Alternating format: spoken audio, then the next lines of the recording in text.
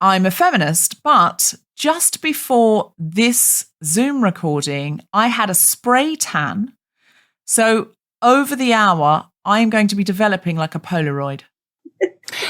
I really hope you go full ginger, because my girlfriend had one of these spray tans. Absolutely incredible. She is as white. She's luminous, she glows in the dark.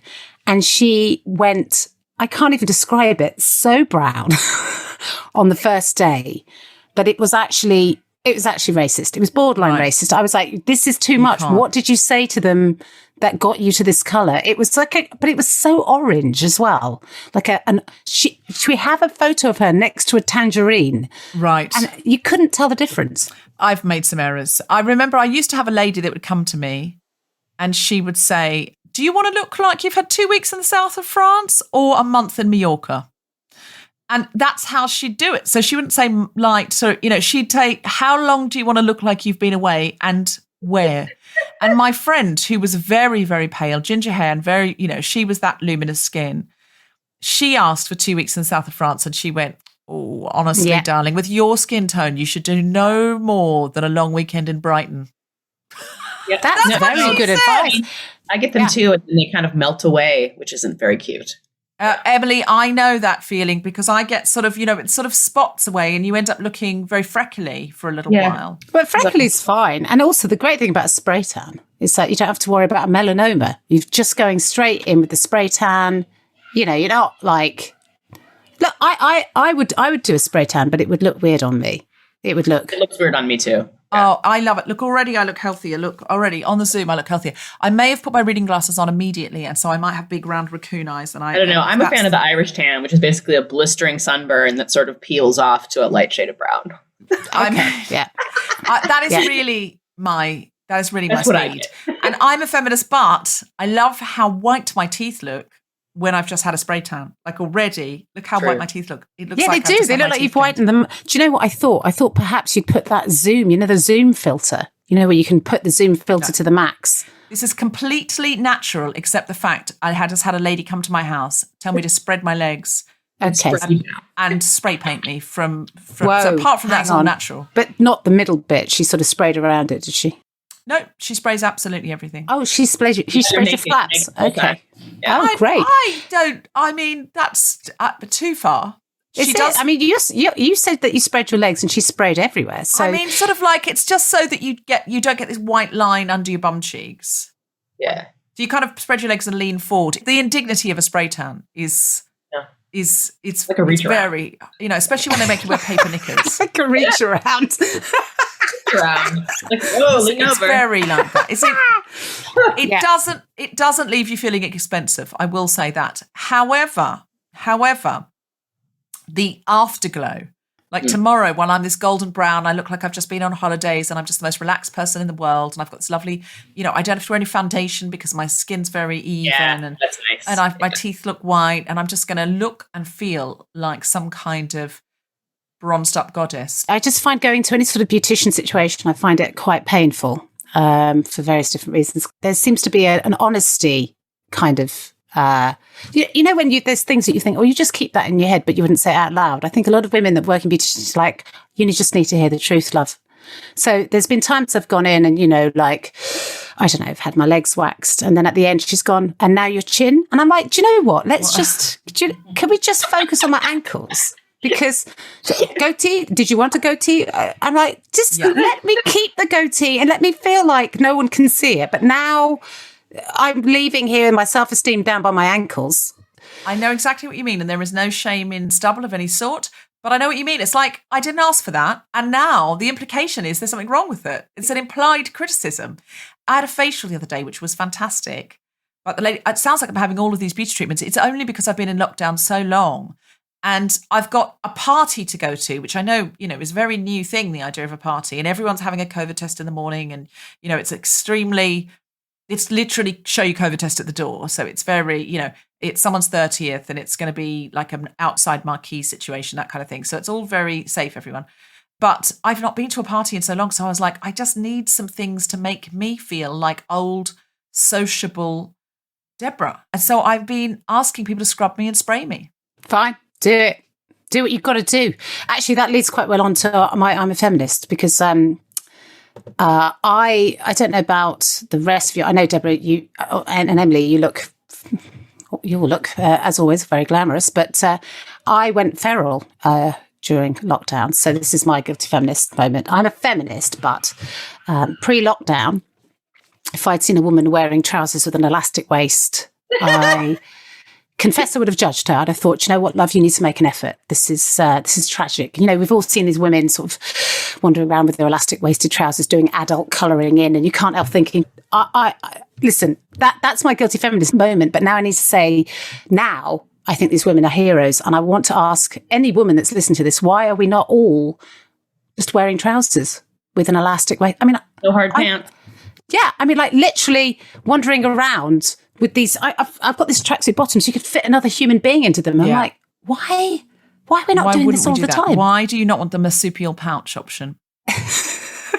You've gone full kangaroo now, Jen.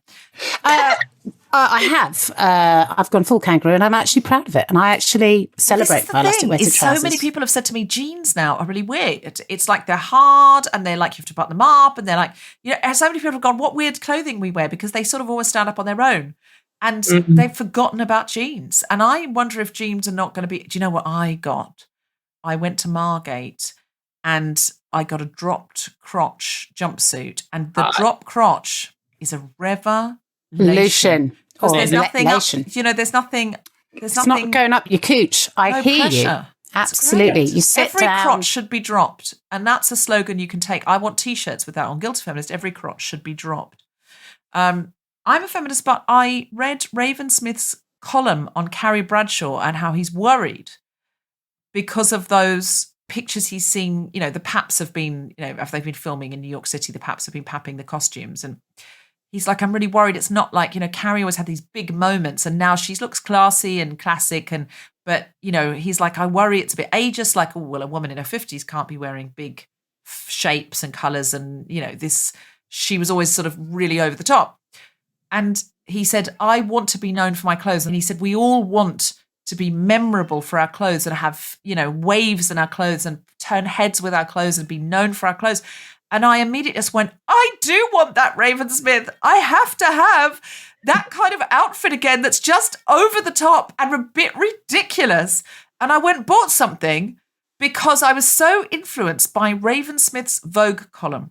And I messaged him in his DMs and said, you made me do this. And I messaged him with a picture of me in a big silhouette with a corseted waist and said, he influenced me. I went, yes, I want that, Raven Smith. I want it. What did he say? He was so thrilled. So thrilled. It was like, he'd made a woman shop. It's all he lives for. I feel that really undercuts what I was saying about the elastic-waisted trousers, but I hear you. I hear you. No, I'm not the right woman for this conversation, to be honest. You're not meant to be buying clothes. It's bad for the environment. The answer is stop buying things and just wear what you've got until it wears out. I was going to do that, and then read this article. I was really planning on doing it. And I was really planning on doing it, and then I read this article, and I was like, no one's doing that, are they? I really hope we should all be buying a 10th of what we used to buy. Well, I buy a 10th of what every woman buys, so I'm doing my bit already. I mean, to be honest with you, I've got no idea of fashion. I just wonder, if my girlfriend hadn't intervened 10 years ago, I'd still be wandering around with a polo shirt looking like Ronnie Corbett. So, I mean, I'm just delighted that there's another woman involved in my fashion sense. Yeah. With those glasses, you cannot flirt. Absolutely. Yeah, you can't flirt with any kind of Ronnie Corbett clothes with those glasses. No, V-neck jumper, please put it away, Brister. Anyway, you must not wear a V-neck jumper with those glasses. Ever again. You're flirting in a Corbetty range. You're a very beautiful woman, Jen Brister, and I'm a feminist, but that was widely commented upon in the Guilty Feminist tour. Many women said to me, gosh, Jen Brister's beautiful, like in the dressing room and things like that, when you'd come in and do your makeup or, I don't know, you know. That never happened. I never put my makeup on. Maybe not makeup, but, you know, do your ablutions, do your getting readies. People would say, gosh, she's got an absolutely beautiful face. Well, I mean, at best, I'd be plucking a nose hair out, but... yeah, I'm going to take that. I struggle with a compliment, Deborah, which is why I deflected it there. You really do. I mean, that's an extreme. I mean, a lot of people go, don't you, or don't be silly, or no, I don't. No, just stop. You've immediately put out an image of personal grooming that's kind of, disgusting. Yeah, in order for all of the thirsty listeners going, oh, Jen Brister, what you've done is you've undermined their arousal immediately because you're uncomfortable with it. I'm a feminist, but Jen Brister, I've just told you've undermined the arousal of my listeners who are thirsty for you. I'm a feminist, but I can't take a fucking compliment. So there we go. Really can't. That's not just not taking a compliment. That's throwing it back in my face violently. So I actually was wounded with the corner of my own compliment to you. Yeah, I'm so sorry. You nearly had your eye out, and there's not often a lesbian who can say that. Really, I was like, I nearly damaged myself on the compliment I gave you when it came bounding back at me like an errant boomerang. From a variety of bedrooms and kitchens via Zoom, the Spontaneity Shop presents The Guilty Feminist with me, Deborah Frances-White, guest co-host Jen Brister, and our very special guest, Emily Rapp Black, talking about doing it. This is The Guilty Feminist, the podcast in which we explore our noble goals as 21st century feminists and the hypocrisies and insecurities which undermine them. I'm Deborah Frances-White. With me is Jen Brister, and we're talking about doing it. Yes. And the it, Jen Brister, the it could refer to anything, just getting on and doing it. Now, it sounds like a saucy, racy title, like doing it. And it could refer to that. Why are you making a face like you're not interested in doing it? I am. But you know that when there's British people we say doing it, then that has a very particular meaning, doesn't it? Yeah, that's right. Yeah. Doing it. So do you feel you're someone who's doing it at the moment? Do you feel like, you're now getting back out and doing stand-up comedy gigs? Because I've seen online. Yes, I am. Am I doing it? I feel like I am doing it. Yeah, I am busy. I have been doing a lot of writing, and I am out and about now. So it does. I mean, for a while it did feel a bit bleak, but I feel like things are sort of getting back to normal. I don't know exactly how I feel about going to a comedy club that is packed full of 400 people in a room that's not ventilated and no one's wearing a mask. But maybe that's just me. No, it isn't, because I started to think, look, once we're vaccinated, we've got to live our lives at some point. But then I was listening to Dr. Fauci, who said the Delta variant means if you are in an enclosed space with somebody, you should be wearing a mask, because it doesn't really matter that you've been double vaxxed. But Alan Cumming said on his Instagram that he'd been double vaxxed. He got the Delta variant, but he felt fine because he'd been double vaxxed. So being double vaxxed absolutely does change. You're still so much less likely to get it. You're so much less likely to spread it, and you're so much less likely to be hospitalized by it. Oh, so absolutely. Everyone absolutely must do it. But at the same time, my feeling, well, I'm double vaxxed, I'll sort of get back to life, probably was a little bit previous. So I belt and braces, double vax, get out there and be doing it, but be doing it with a mask on in an enclosed space, and be doing it wisely, and don't just be snogging everyone you meet. As much as that would be delightful to do, Jen Brister. Ordinarily, that's, as you know, that's my vibe. That's what I do. I step into a green room, I'm immediately out there, snogging.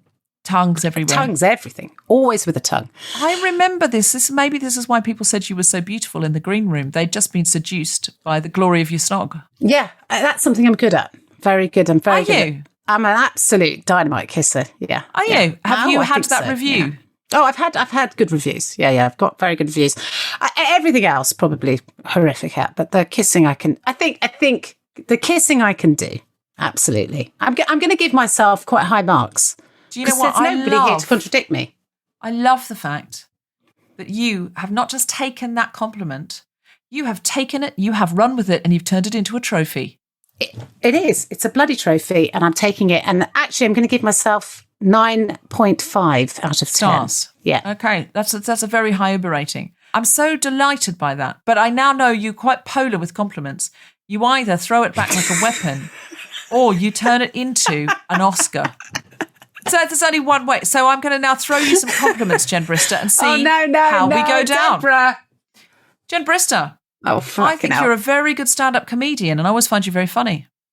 Okay. Yes, I'll take that. Well, I mean, yeah, but hey, you haven't seen me it could go either way. This one, it could go either way. We thought we were going to go for the Oscar, but we might be a boomerang. Oh, tits! You're absolutely right. I am, if anything, one of the finest stand-up comedians in this country. See what I did there? Yes. Actually went. Come on, Jen Brister. Okay. Jen Brister. Yeah. I've always liked your style. I think, you come in and you wear don't be daft. A well-cut trouser. There's no one saying that Jen Brister's got a good sense of style. I mean, I just turn up in a pair of trousers and a shirt. Okay, you, on the other hand, are in some sort of incredible, sort of well thought out outfit with glasses to match and your makeup's done to the perfection, and you've got accessories, Deborah. I've My been idea of known to accessories is accessorize. wearing a belt. Do you know what I mean? Okay, that kind came back at me. Jen Brister, I read your book and thought it was exceptional, and I think everyone should read it. No one's read it, but okay. That's not true. I just told you I've read it. I know one.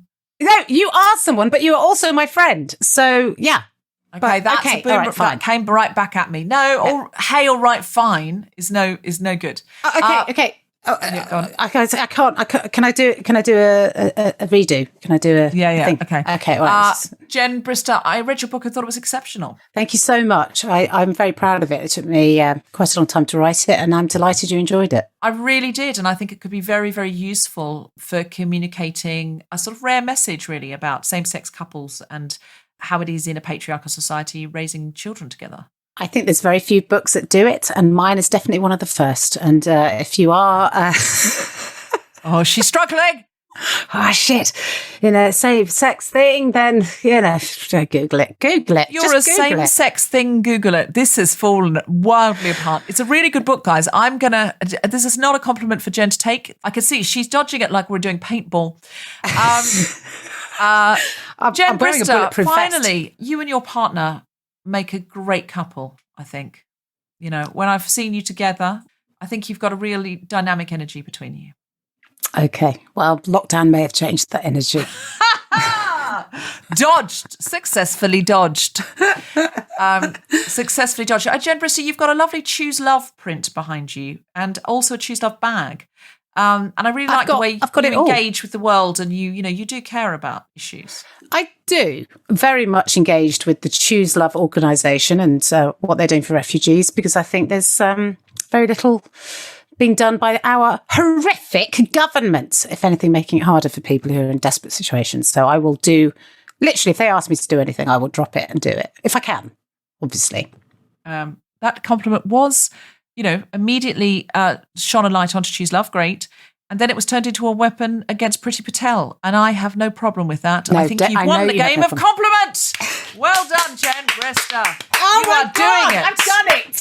You were doing it. Look, she's really, that's the best response I've had to a compliment, is you punching the air with both arms going, I'm doing it. Although I did spot a bingo wing, did you? See what I did there? You're a feminist, but it must be time to get our guest on.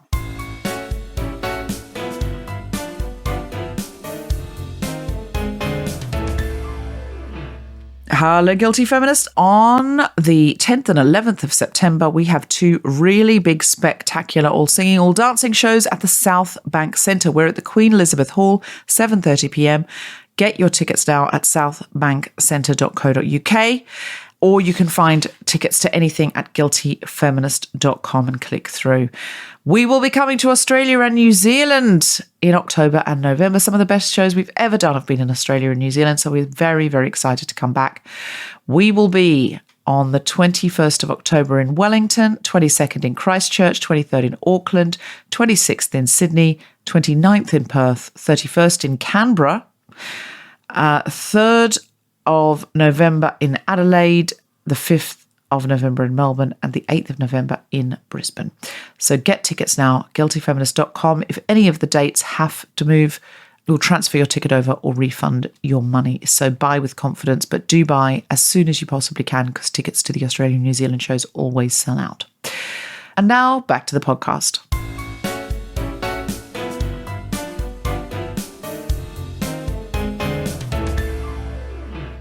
Our guest today is a New York Times bestselling author and literary scholar. Her latest book explores art and disability through the life of Frida Kahlo. Please welcome Emily Rapp Black. So Emily Rapp Black, you're a woman who is doing it. You've doing got a huge book out there. It's a New York Times bestseller. Now, it's hard to be a New York Times bestseller. And, you've just walked that. But also you've written about somebody, a famous feminist, Frida Kahlo, who really is someone that did it.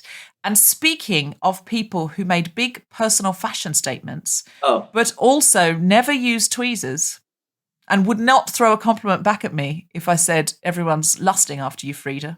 She wouldn't. Okay. She'd go, All yes. right. I'm going to yes, look. Just let's move on from that, okay?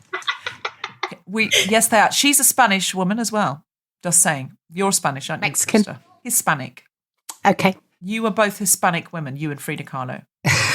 Frida Kahlo never asked to borrow your tweezers, though, because she famously she wouldn't. had. And do you know what? If I was in Frida Kahlo's presence, I would not. I'd have gone full unibrow because. Well, you wonder what the waxer would have said to her if she'd said, "Wax my legs." You really wonder if that waxer would have dared to say to Frida. That was her signature. Her signature was monobrow, and it looks amazing on her.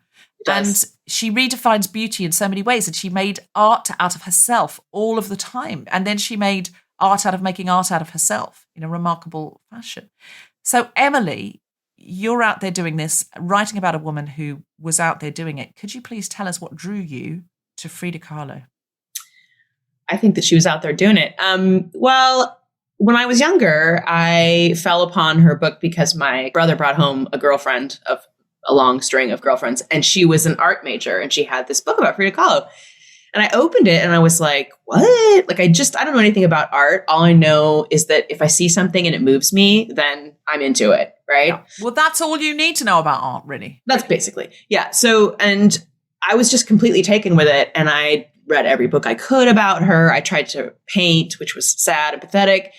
And then realized that I had no skills as a visual artist, but that I could write about her. And so I had this kind of obsessive imaginary friendship with her, to be honest, for a bulk of my life, and kind of in secret. So when I wrote this book, I was like, ooh, I'm doing this, but it feels weird because it's all the stuff I never thought I'd say out loud. And then it was fine once I did it, was doing it. So I think I was drawn to her because I knew she had a disability. I knew that she made art, beautiful art. Everyone knew her. I knew that she lived an alternative lifestyle. And those were all things that I had experienced and wanted to do, but grew up in like farmland in the American Midwest, where alternative means like not having the same bag as everyone else. So, I was in for it. You were someone who'd experienced disability, and so her art spoke to you because she had a disability. Can you speak to that a little bit more, and maybe also tell the listeners what her disability was and how you related to it? So Frida Kahlo had many sort of bodily problems. I would say they were problems because they were painful, and I think it's okay to say that. She was in a terrible bus accident after she had polio. So she had polio, then she was in a bus accident, and her back was compromised her whole life. And then she lost her leg when she was like the year before she died. And I lost my leg when I was 4. And I was also in a series of back braces and traction and, fun orthopedic devices that haven't changed that much, it turns out, in 50 years. And so, I'd never seen a successful woman, a woman who was revered, a woman who was herself and had a disability. Like for me, it was just completely new.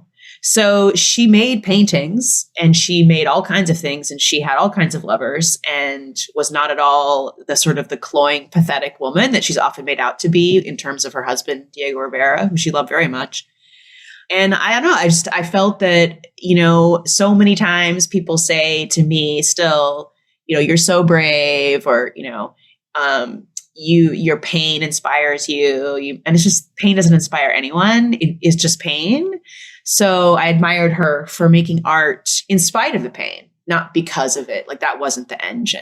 That is such an important point, because I think I agree. lot of people say, oh, well, your depression feeds your writing, or ones. I mean, I'm not saying they say that to me, but I mean, in general, they say to people, to artists, your depression feeds your writing. Oh, well, he was someone who was bipolar and had suffered a lot in his life. But without that in his life, or without that in her life, they wouldn't have created all this art. How do you feel about that? Because that's such received wisdom. I think it's bullshit, to be honest. Like, I think if Vincent van Gogh had some medication, he would have made even more paintings and not wounded himself. Like, I think that's a very ableist way of thinking about what bodies do and how art is made. So art is made often, I think, well, most of the time, through a crucible experience, which is uncomfortable and squeezing you tight, but that isn't necessarily pain. Like, pain and misery are just that. Like, it's just like if you think about if somebody poked your eye out, you wouldn't be like, oh, I think I want to write a poem. You would be like, my eye. Like, and until that was fixed, that would be the only thing you could think about. Mm-hmm. You wouldn't be like, I'm going to make beautiful art out of my suffering. That's just ridiculous. And it's also very much linked, I think, to the messages we get from Christian culture, where suffering is elevated as a kind of... That's a great point. Moral. That as children, we see, if we're in a Christian culture, Christ suffering on the cross. And it's sort of somehow given an iconic and reverent status, and not to diminish anyone's faith in any way, but that can bleed into us thinking suffering is good or suffering is the goal. And also, I think there was a point in the article that I read in The Guardian, which I think is an excerpt from your book, where you talk about these women that are looking at some Frida Kahlo paintings and say, oh gosh, isn't it really awful that she suffered so, and that she had such an awful life, and that she was in so much pain, and how sorry they felt for her. But in fact, you say, well, how could somebody who created so much art, you know, how could their life be miserable? How could why would you feel sorry for somebody? Because it's not in a way that if somebody had this sort of like constant turgid and miserable life, that they would never have been able to create the body of work that she did. That really spoke to me. I just thought that was really interesting, because when people talk about Frida Kahlo, they often talk about the suffering that she had in her relationship, because that was often very fractious, and because of the disabilities and her accidents and the pain that she lived with, rather than the joy that she must have had, and also what you were saying about the crucible, about, I mean, that you're much more eloquent than I am, but certainly the art is often created by discomfort, but not by agony and misery. Yeah, I mean, we love a suffering woman, right? A suffering woman is a good... I know, it's so boring. A happy woman is dangerous. A joyful woman is dangerous. A creative woman. We don't really want women in their power. No one does. I mean, well, men don't. Or the patriarchy, not all men, but patriarchy doesn't. I mean, # not all men. Not if you're listening. You know that you don't. But also some, like, it's also women have internalized misogyny, and we absolutely also have that same thing. I think women have it. We have that internalized misogyny where we struggle to sort of deal with this woman that is successful and doing well and is happy, and you know, it doesn't sit well with us. You know, it's true. Say Gwyneth, like Gwyneth Paltrow, doing it. I said someone who's doing it. I thought you said Gwyneth, like Gwyneth Paltrow. No, I didn't say Gwyneth. I thought you were making, there was a small ad break for Goop there. People actively like hate her. It's just like, why? I mean, whatever. Like, she's doing it. Yeah, she's doing it. She's made a lot of money spouting utter bollocks, but she is doing it. And the vagina candle, which is weird, but okay. Maybe some people dig it. I don't know. It's true. I have problems with some of the claims made, but in fact, which is fair, absolutely fair and right. But I think you're right. Some people dislike Gwyneth Paltrow because she's successful, beautiful, and is an entrepreneur, and they're like, it's too much. Shut up. Too much. And so, you know, they're not just taking her based on her claims. And a man in a similar situation would often be celebrated more. This is not to say I'm a big fan of Goop, just to be unbelievably clear. Although you can get a necklace that doubles up as a vibrator, and all I'm saying is it's $125. $400. Or a yoga mat for it's £80, which I think, unless it's that doubles as a vagina. Sorry, not as a vagina. Oh my, Gwyneth Paltrow's wandering around with a vagina around her neck. Oh, sorry, vibrator. Yeah, it's a little tiny. There, she's got a vulva around her neck. No, it's just a little. That would be good, though, wouldn't it? I mean, people would buy that. This is the kind of crap. If Gwyneth walked around with a vag around her neck, people would be like, sure, why not? I've definitely seen vag jewellery, but not an actual replica vag. That would be a step too far even for the Met Ball, wouldn't it? But the vibrator, sorry, can we just backtrack a tiny bit? If you've got a little vibrator around your neck, which I can see how you could hide that and it could look like a pendant. It's discreet. It just looks like a pendant, and then you pop it down there. What if it just goes off in the meeting? What if you sort of go like that and it bangs your body, and then suddenly you're like, just say, then you have to be like, This is about my chakras. Yeah, it's a calming device. Yeah. No one's buying that. No one's buying that. I'm not walking around with a little thing went off around a woman's neck and she went, it's all about my chakras and mine. But I'd be like, sure, babe. I wouldn't be like, oh, she's got a fucking vibrator around her neck. Come on. Listen, I'm all about buying less, so I'm just going to turn my current rampant rabbit into a pendant. Yeah, there you go. Just thread us, think it's got a little hole at the end. That's not discreet. You're going to look like Flavor Flav, around you, wandering around with a flipping dildo in it. I'm good with it. I'm a woman in my power, and I will not be cowed by the patriarchy. I feel like it's something Frida Kahlo might have done in a different age. She might put it in her hair. Exactly. Yeah. Do you know as what? a headpiece. But she'd be able to carry it. Indeed. Yeah. You've both referred to her fractious relationship with her lover. Could you tell us a little bit more, Emily? Because this episode is titled Doing It. So we'd like to know more lover details, please. Details, please. Well, she met Diego when she was still in grammar school. He was painting a mural. Sounds like a bad boy, Diego, doesn't he? Right? Yeah. He was painting a mural called Creation of the World at her school. So she walked by him painting that every day, which is pretty epic. How old was she? How old was he? He was 20 years older than she was. So he would have been probably, so not a huge difference in age, but, big enough. I'm sorry. If you meet someone when they're at school and you've been trusted to come in and paint the mural. Well, he wasn't doing anything. They weren't doing it then. They met then. So she knew about him. And then when she became anyone who met you when you were in school uniform is a dodger. He different time, Deborah, different time. He was a worse time. Yeah, easy country as well. Let me tell you, worst time. But so she's there in a little Catholic school skirt. I don't know. Well, she probably was on crutches because she had polio, so she wasn't like sprinting ahead as the hottie of the pack by any means. But well, you don't know that. I mean, she was a very. I don't know that. I don't think she was in a Kappa Alpha Gamma doing cheerleading. Let's just. I think she. She's Frida freaking Kahlo at any age. I'm sorry. I still feel she's Frida Kahlo in a Catholic school skirt. She's also got a dimension to her, a story to tell. She's more interesting than a lot of the teenagers her own age. Is grammar school? How old is grammar school? Oh, if he was 30, she would have been like 10. Oh, so she was a child. She was a child. She wasn't an adolescent. Oh, okay. I take all of these comments back. She didn't meet him then. I thought she was like a 16-year-old or something. They were not doing it then. No. Yeah, they couldn't be doing it then because if anything was going on then, he's just a paedophile and that's just an assault. I think we wouldn't be celebrating him if he'd been doing it.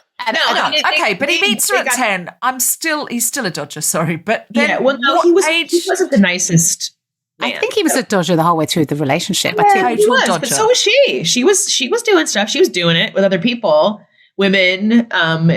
She had many lovers that she took that are, you can't prove it in a court of law or anything. But in her journal, she talks about how much she loves Diego, and it's this kind of love that has a kind of, I don't know, mystical feel to it. She isn't cloying and waiting for him to come back and, poor crippled Frida in her bed, like he doesn't want her. And he did. It's just that she wanted other people and he did too. And they had a very kind of modern relationship, if you want to say that's modern. But they had a very non-traditional relationship, especially during they had an open relationship. Yeah. He was incredibly celebrated, wasn't he? And I expect he still is in Mexico. But yes. Am I wrong to say that now... Would it be fair to say that she has eclipsed him? Well, yeah, there's no socks with his face on them. Yeah, exactly. I don't have a Diego tote bag. I'm just saying. Nobody wants won't be getting one. No. The most I'll be doing is buying a packet of jammy Dodgers. That's my Diego tribute. There you go. Yeah, no, he was like a big kind of cannonball of a fleshy man. Like he wasn't beautiful in the way that she is. In the sense of... Or a patriarchal norm standard, yeah. And part of that was her fashion choices, too. I mean, her face was also amazing, but her fashion choices were pretty bomb. Yeah, she sticks out in a crowd. I mean, if you're going to see the two of them walking down the street, you're going to be drawn to her immediately, aren't you? Yeah. Not this dumpy sort of middle-aged bloke. But also, let's not be fattest either. Let's not be fat-phobic. Oh, sorry, apologise. I didn't mean it like in. No, I don't mean that at all. I'm just saying. I just meant in a sort of, like an average-looking guy. He's an average-looking guy. He's an average-looking guy. But Frida Kahlo, I mean, all heads turn. And frankly, if Frida Kahlo's walking down the street with anyone, they'd be invisible. Yeah. Oh, yeah, absolutely. When you were young, you drew a lot of parallels between your experience and Frida Kahlo's experience, and that seems to have continued on through your adulthood. And do you feel like that she will stay with you as that sort of companion through your life, that you'll continue to feel that sort of connection with her, both as an artist and as a woman? I do. I mean, I'm very taken with her story, with how she shaped my life as an artist. Absolutely. And, part of that has to do with one of the parts of her journal that's now in part of a kid's book is when she talks about her imaginary friend. And it's basically like this beautiful depiction of female friendship, which for me has been one of the most important things in my life. Like my female friends have outlasted everyone else, men, and they're my people. And, I had imaginary friends when I was little. One was called Killer. He was extreme. And then the other one was Jenny, who was sort of like a painter and a hiker. She was like she would climb mountains. That's too. Emily!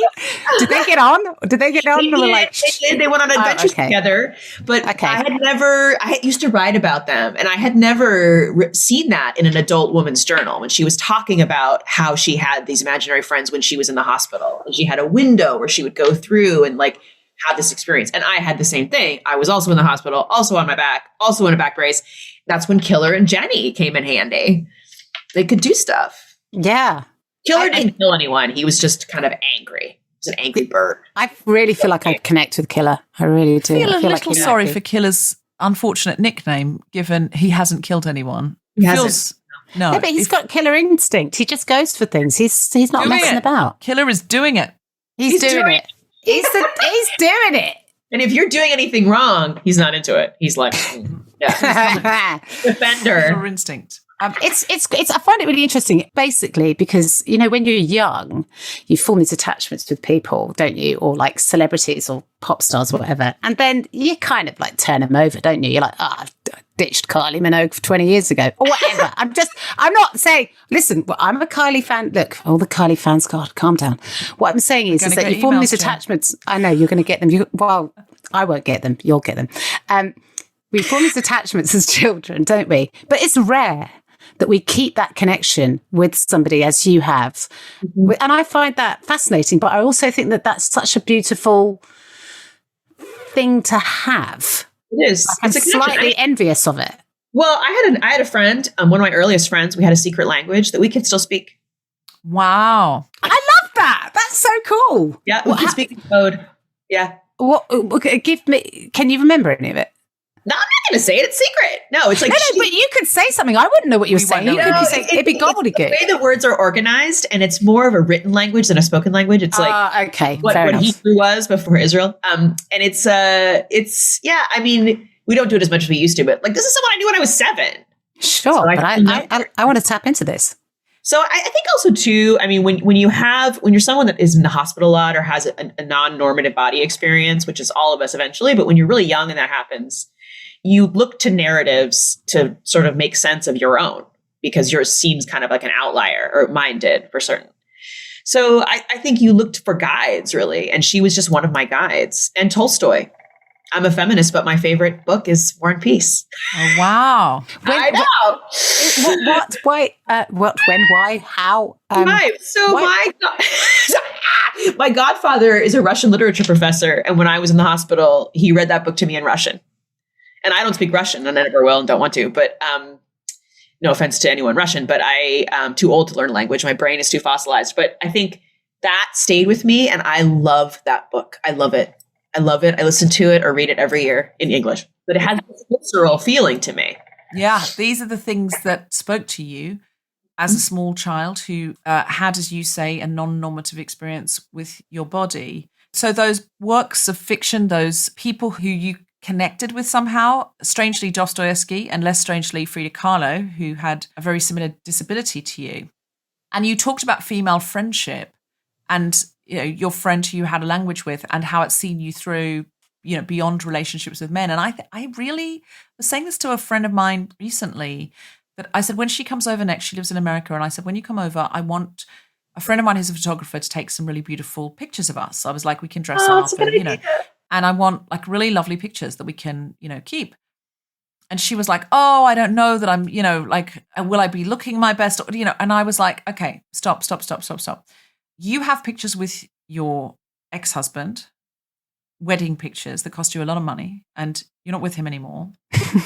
You have pictures with your children, professional pictures that you've paid for, taken with your children. And I am telling you right now that those children will be off at college and then off, when they're in their 20s, you will phone them and they will be like, oh, yeah, hi, yeah, I don't really have time to talk. Oh, well, I don't know. Well, I can't come home on the weekend now. No, I told Dad. No, I said no. And that's what they're going to be. But there you are, paid pictures of them. And I said, where will I be? Oh, I'll still be on that phone talking to you for an hour and a half about how your sons are not very interested in talking to you and how that makes you feel. Who should have professional pictures? She went, you're absolutely right. It's booked. I want to do that with my friend who's also British. So she's my best friend. We need pictures. I've got other friends. I'm like, we're doing a shoot. I want to get a group of women together that I love and I want to have a Vanity Fair style shoot where we all lean on a ladder in a ball gown, like Vanity Fair front covers. Yeah. Okay, and then I may have lost you now. Everyone's wearing a different kind of black dress. Yeah, exactly. Color scheme. And you don't want to be the person that's in the crease. Oh, yeah, in the crease. No. You don't want to be in the crease. I always feel for the person in the crease. Yeah, that's disappointing if you end up in where the your crease face is folded in half. I'm so sorry for them. But that's what I really do believe in, having a beautiful, whether or not I happen to know, I've got a friend who's a professional photographer who, but whether or not you don't have to have a professional photographer, you can have an iPhone on a stand. You can do amazing things with photos now. But I do think women should get together. It's a ritual, isn't it? If you haven't get a photographer, it's a moment. Yeah, it's a celebration. It's a thing. Not everyone can afford it, but get one of your friends. Get some nice lights going on. Get dressed up. Like, make it a proper shoot. Even if you're taking turns of taking photos and things like that, make it a proper shoot where you actually say, we're not just going to take a selfie in a restaurant with one of us with an arm out here. We're going to do a proper shoot. And these photos are going to be framed, and these photos are going to be special because they're the people who are going to be in your life forever. And honestly, if you are heterosexual, they will outlast many men. And if you are not heterosexual, they may outlast some of your girlfriends/wives. I'm not saying. Agree. Yeah, of course. Absolutely. I mean, there's nothing to say that just because you're in a lesbian relationship or in a relationship with a woman that relationship will last any longer, or that you'll like them any more than your best friend. Because, when you're with everyone, that person every day, after a while. I did a version of this. A friend of mine's a photographer, and in the 90s, she took a picture of my other friend. The three of us were really close at that time and still are. And it was 90s, so we were wearing overalls. Oh, yeah. Overalls, Doc Marten boots. We look ridiculous. I love those photos. First of all, we look 12 because we're wearing overalls, even though we're in our 20s. And it's just like, it's everything that's the 90s. Chokers. Is overalls dungarees? Yes. And they're back. Okay. Because the 90s are so far away now that it's become vintage, which is deeply horrible. Absolutely. Everybody's in dungarees again. And the DMs are back. So we've come full circle. In fact, I'm finally in fashion. White t-shirts. You wait long enough, you'll hit the decade. Oh my God. I knew it was going to come around. White t-shirts with little shoestring strap dresses over the top. That was a real 90s look as well. But my rule is, if I can remember wearing it the first time, I don't wear it the second time. That's my personal rule. But I might throw that rule away because fuck it. Because would Frida care about that? No, she'd be making her own fashion. She made her own clothes. Yeah. Did she? Well, they don't look like they came off a hanger, that's for sure. I was like, what? She don't look like you look. That's fair. And I actually, there's the show Killing Eve, which is one of my favorite shows because of the fashion. I'd be watching that and I would be Googling all the things she's wearing, and they're like $7 million or whatever. So I was like, okay, I can go down to the thrift store and I can buy a dress that's light blue and looks like that Gucci one and make it fit me. And it's kind of the same. Yes. Oh, I love what you're saying. So much more sustainable as well. Economical and sustainable. That would never occur to me. It would never occur to me to look at someone wearing something and go, oh, I'll just head down to a charity shop and see if I can. I'll just go, well, that looks great on them. And that's the end of this thought that I've just had. And that's where the thought would die. Emily's got a touch of the Frida about her there. She's like, how can I make that art into my space? I will tell you something. I recently rewatched Arrested Development. Oh, God. And the first time I watched that, when it came out, probably in the noughties or whatever, I remember really wanting Portia de Rossi's wardrobe. Yes. And this time I watched it, I thought, where did Lucille get that blazer? I started admiring Lucille's blazers. I was into a real blazer fetish. No. And I was like, okay, back away. You are not yet Lucille. You do not need to lead into the blazer. And I stopped with the blazers. I was coveting a Lucille blazer. Yeah. But, this is also something that has to do with disability, I think, because I am a teacher, I'm a professor, and I am known for my crazy outfits, in quotation. So I always get these evals where they're like, oh, I don't like her clothes. They're too weird. What? Or she sweats too much. So I'm like, oh, it's on. So actually, after I got a set of evals that had that, I did the contrasting animal print. I did like an all white outfit. I wore a flower. I was just like, game on. Like I will wear whatever I want. Absolutely. Although also, I'm going to admit something now. I'm a feminist, but Emily, I'm really sorry. But I tried on a dress and it was a sort of capacious-y tent dress. Ooh. And the salesperson said, what do you think? And I said, I look like an art teacher. Oh! I'm so sorry. I'm so sorry. I teach writing, so it's a kind of art, but we don't have paint. But you're writing about an artist, so yes, you're sort of art teacher in a way. Tent dress is really kind of a mistake most of the time. Yeah, it was a capacious tent dress. I don't even know what a tent dress is. It's like bag. Yeah, I just imagine that you're in a tent, and that's what. And you've like, imagine that. It kind of looks like you poked your head up out of a tent. Yeah. Okay. I mean, I can tell you that. You decided to wear the tent. Yeah. I had an art teacher, and I remember she used to wear a big smock that had like little plastic naked babies sewn onto it, things like that were just absolutely random. She was, and that sort of art teacher look of like, I'm going to be wacky, I'm going to be wild. I always enjoy it. I want to see more art teacher fashion. I don't necessarily feel I can carry it off, but Emily, I feel you can and you must. Well, my shit's not baggy though. It's tight. Yeah. Listen, I think it's bizarre that students are commenting on get a grip. I know, and you sweat. I mean, I do. I'm a feminist, but I sweat like a man. I've been told this so many times. Well, I mean, I don't know what that's what does that even mean? It's healthy. No, I think sweating is good. I think as women, we have told each other that we don't sweat. Yeah, we've been told that women don't sweat. We all sweat over here. We all sweat. Also, you live in bloody California where it's like a bazillion degrees. Of course. Yeah, I used to live in Texas. I'm like, no, it's not raining. This is called perspiration. Like, of course you're sweating. Listen, if you're here in the UK, listen, we get 21 degrees and we are literally like just in our underwear, crawling on our with hands a fan on knees, in front of an open window. For oxygen. It's true. I can't. So let alone if we actually experienced heat. I think we'd just melt. Yeah. I did a TV show during the sort of time of lockdown where you were allowed to go into the studio, but there was no makeup artist there because they were trying to limit contact. Oh. And, under those lights, you perspire. And normally on TV shows, they come and powder you. They powder you. But they didn't. And someone online went, oh, she's very, she looks like she's shiny.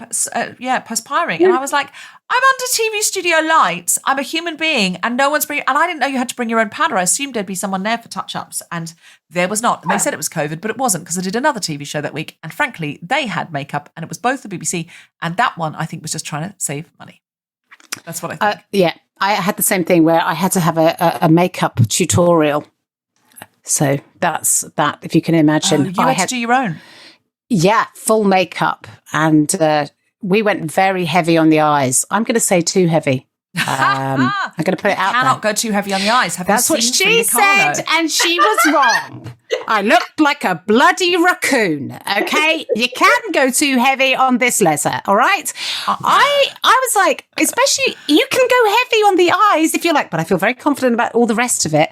I looked like one of the monsters. It wasn't great. I don't believe you. I want to see it. I wear Lola's lashes, which are magnetic. So you do a magnetic eyeliner. Frida Kahlo would love these. You do a magnetic eyeliner, just a normal. Look, it seems like a normal eyeliner. It's like secretly magnetic, and then you put the lash on like it's a fridge magnet. Right. And that changes my appearance so much. I'm actually waiting for a delivery of Lola's lashes so I can wear them on the weekend. I'm obsessed with them. I'm obsessed with Lola's lashes because they change my appearance so much. Of all the things Frida did and wore and painted and said, Emily, what would you most like to emulate? What do you feel most connected to? I like that she had her own personal style, which I endeavored to do myself and always have. It's, I think, something to, as of someone that has a disability, it's a kind of deflection as well as a kind of, this is who I am deal. So that would be the one thing. And also just the integrity that she had about writing about herself in a way that I think for me is the same for me, is maintaining privacy. Even though she drew a picture of her face, you know, she's famous for the self-portrait. But for me, it's she's saying, this is what you get. The other narrative that you chose to put on me, you don't get to have it. Like, here's my face. Like, this is it. Like, I like that. And that's what I feel memoir is for me. It's like people ask me these questions, rude questions in elevators all my life. And now I'm like, oh, I wrote a book. And now we no longer have to have a conversation. Goodbye. So do you just say, buy my book in an elevator? If they ask a rude question about your disability. Well, like, oh, what happened to you? How far does your leg go up? Do you shower with it on? I'm like, we just met. Hi, we're not doing it. So I'll say, I wrote a book and you're free to buy it. Fantastic response. Yeah, that is a brilliant response. I just find it absolutely blows my brain that people feel like they have the permission or would even have the desire to ask such intrusive questions. Or it's like when pregnant women, people touch their bellies just without asking. I used to it was usually a dude that did that, a man that would do that. I would just touch his belly and he'd be like, oh, and I'm like, it's a little weird, isn't it? Yeah. Don't do that. Don't do that. I mean, on a much, on a much sort of smaller sort of scale, but I certainly got the same thing when my girlfriend was pregnant, and we would get asked. I'd get like, oh, so you must be excited for your friend, and I'd go, actually, she's my partner, and we're co-parenting. We're going to be parents, and people would then go, right, okay. So how did that happen? How did you do that, love? Wait, who's the dad? Who's the mum? Was it origami? How did you get kids? It's like flipping heck, love. We've literally just met walking down the street. It blows your brain that people go from zero to wanting to know what our sex life is to wanting to know. But if you're two women, how does it work? It's like, none. Google it, love. Google it. There's all kinds of ways we could have done it. Google it and just pick one, and that might be it. Okay, you've written a book on this, haven't you? Called? I have written a book about it. Yes, it's called The Other Mother. The Other Mother. And also, so now your response is, read my book. Read my Conversation book. done. Yeah, it's very strange how someone's like, oh, so what do you do with your leg when you shower? I'm like, hi, I don't know you, and you'll never know. Yeah, exactly. We're not going to be doing it ever. That fascinates me because you wouldn't say to a heterosexual couple, what position were you in when you conceived? Yeah. Because I've heard that wheelbarrow is very good for conception. Oh, true. I'm trying to conceive.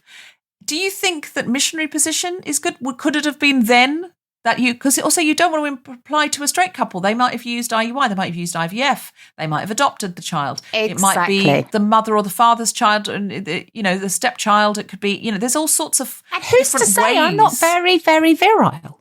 Nobody knows. Exactly. I think that's really taking a lot away from me, and that's the other thing.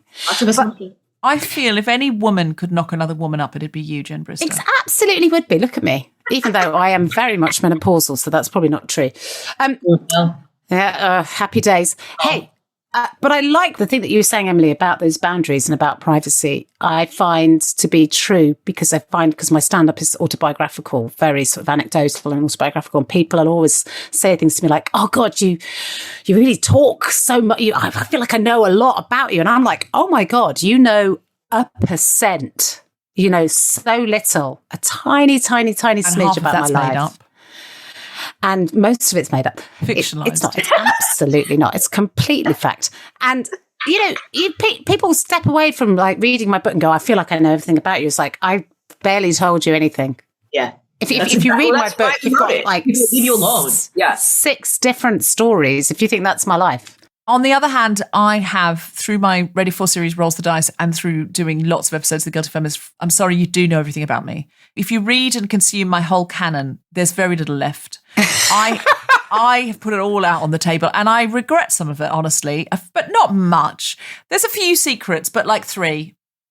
I've got 3 secrets left, but that's actually not true, Deborah. That's not true. You talk a talk, and that's very nice, but that isn't true. There's a lot about you that people don't know, and there's a lot about you that you keep your cards very close to your chest. Name a thing. Literally anything. You give 11% maximum of any conversation about anything. I would say sometimes I censor because Tom Salinsky's the producer and he's my husband. But I'm not censoring from my listeners. I'm censoring from my producer. To be honest, if we got a new producer who was happy to engineer and edit, and maybe we should do like 3 episodes where Tom steps out of that chair. And I tell him everything. He never listens. And then he comes back. Tom, how would you feel about that? Tom's saying it's time to wind up. Yeah, I have to and that's convenient, isn't it? Emily, is there anything you came to say that you didn't get to say? Not really. This was really fun. I'm really glad that my best friend, who's British, told me about your podcast. And part of the book is dedicated to her. So I'll give her a little shout out. She knows who she is. That's wonderful. And where can we buy your book and what is it called? You can buy it online through, Amazon. But there are other places to buy it too. You can buy it from someone who pays their tax. Books, Notting Hill Editions. I really want to buy it in a way that sends Bezos back into space, honestly. Can I buy it in another way? And stay there, yeah. Ask your local bookshop. I'm sure it's there. Local. They can order it, and especially in Britain because it is a British publisher. Yeah. I'm sure your bookshop already has a copy. I'm sure Waterstones has copies. I'm sure Blackwell's have copies. I'm sure Foyle's have copies. What is it called? Frida Kahlo and My Left Leg.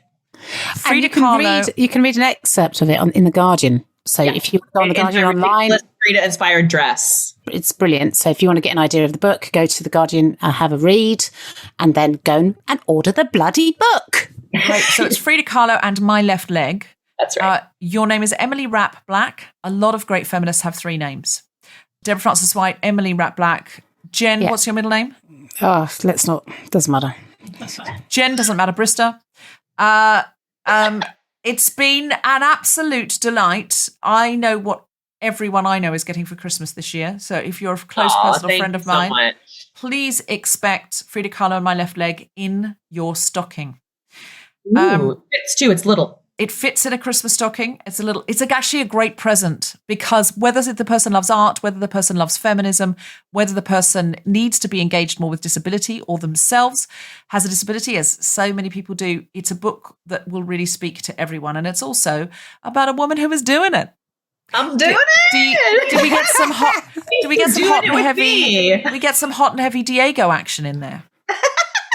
Although, again, Dodger. I mean, maybe it was all above board and he just happened to meet her at 10 and they happened to meet her again at 25. But just men that are 20 years older, sometimes I'm like, maybe Dodger. But I'm glad that she had a full and frank sex life with lots and lots of people and it was open because I wouldn't have wanted to be stuck with Diego the whole time. Let's be honest. Dodger. Dodger. Okay, Jen, have you got anything that you'd like to tell us about before you go? I would love to recommend my podcast, which is called Women Talking Bollocks, which I do with my dear friends Maureen Younger and Alison June Smith. We're having a little hiatus at the moment for the summer, but we'll be back on again. But if you haven't listened to it, we've got a whole year's worth of episodes you could crack into. And it's just an irreverent, fun, silly podcast where we discuss things that are meaningful and important, but also just dumb stuff as well. Right. And it's a lot of fun. And it's called Women Talking Bollocks. Go and find it wherever you get your podcasts. Thank you so much, Jen Brister. Woo! Thank you. You have been listening to The Guilty Feminist with me, Deborah Frances-White, guest co-host Jen Brister, and our very special guest, Emily Rapp Black. The Guilty Feminist theme tune was composed by Mark Hodge and produced by Nick Sheldon. The producer was Tom Salinsky for The Spontaneity Shop. Thanks to Rachel Craftman, Gina DCO, and everyone who made this episode happen, as well as all of you for listening. For more information about this and other episodes, visit guiltyfeminist.com. Woo! Okay, great.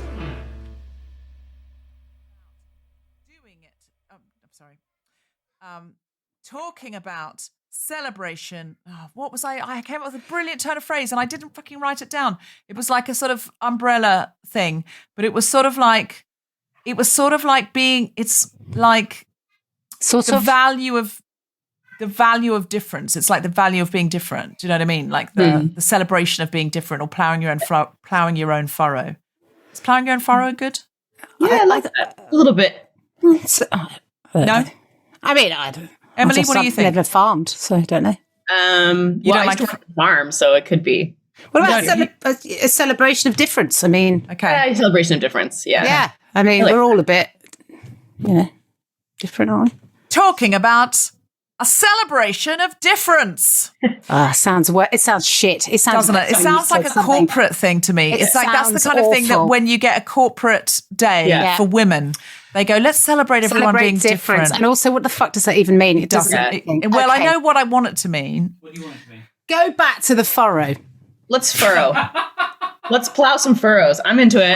I tell you, the outtakes of this episode are already. I mean, absolutely talking about outtakes. I liked when you said doing it. I was like, ooh, that could go an interesting place. Okay, all right, let's do that. Talking about doing it.